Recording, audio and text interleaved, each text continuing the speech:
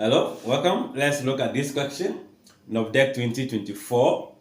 We are to express as a single fraction 4 divided by 1 minus x or minus 5 divided by what?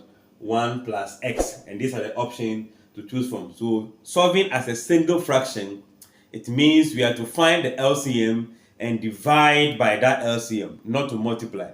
So here, if I have 4 on 1 minus x, 5 on 1 plus x, the LCM is the combination of the two, which will be the two denominators, which will be 1 minus x, then 1 plus what? X. Combining the two denominators as 1 give us the LCM.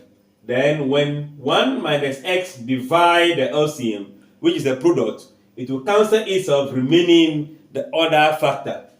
Meaning the factor will multiply the numerator as 4 times 1 plus x. Then this minus will come. When 1 plus x also divide the LCM, it cancels itself, remaining the other factor, which is 1 minus x. Multiplying 5. So what is left? We need to expand the numerator. So 4 times 1 will give us 4. 4 times x will be 4x.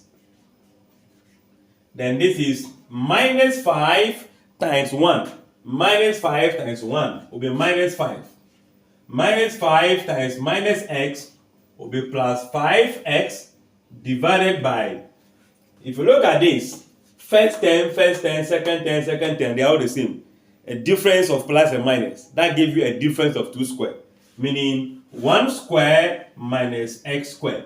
And 1 square remain 1. So we can write this in there. So 4x plus 5x, that will be giving us 9x.